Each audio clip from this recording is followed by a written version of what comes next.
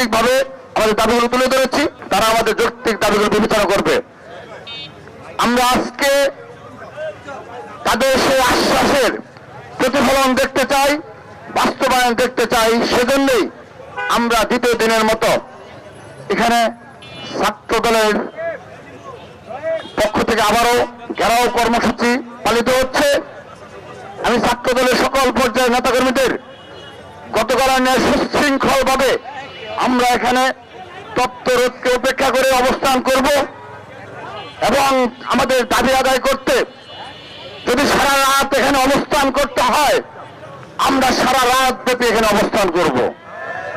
কিন্তু আমরা আজ আমাদের দাবি আদায় ব্যতীত আমরা এখান থেকে ছেড়ে যাব না। সেজন্য এই ভবনের সম্মুখে যারা রয়েছে তাদের উদ্দেশ্যে শুধু একটি কথা বলছি, আপনাদের প্রতি সম্মান দেখিয়ে গতকাল আপনারা অনেক ব্যস্ত ছিলেন, আপনাদের অনেক গুরুত্বপূর্ণ কাজ ছিল, সর্বশেষ দিন ছিল অনেকগুলো বিষয় নিষ্পত্তির জন্য। সেজন্য আমরা আমাদের ছাত্র দলের নেতাকর্মীদের স্লোগান দিতে নিষেধ করেছিলাম। কারণ আপনারা অবগত থাকবেন, এই বাংলাদেশ জাতীয়তাবাদী ছাত্র দলের বিগত 15.5 বছর ঢাকার রাজপথে সকল ক্যাম্পাসে আমরা চেষ্টা করেছি আমাদের এই ছাত্র দলের পতাকা উঁচু করে ধরে রাখার জন্য।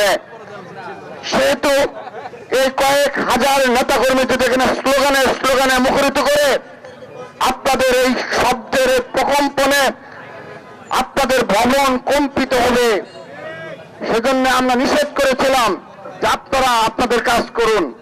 কিন্তু আজকে যদি আমাদের দাবি আদায়ে আপনাদের সদিচ্ছার প্রকাশ না পায়, আমরা আমাদের সব ধরনের পন্থা অবলম্বন করব এবং আমরা দেখব আমরা যেভাবে শুধুমাত্র মূল রাস্তা অবরোধ করছি, আমরা বিবেচনা করব আমাদের দাবি আদায়ের জন্য এই মূল গেট অবরোধ করতে হয় কিনা, আমাদের বিবেচনা সেই বিষয়টিও রয়েছে।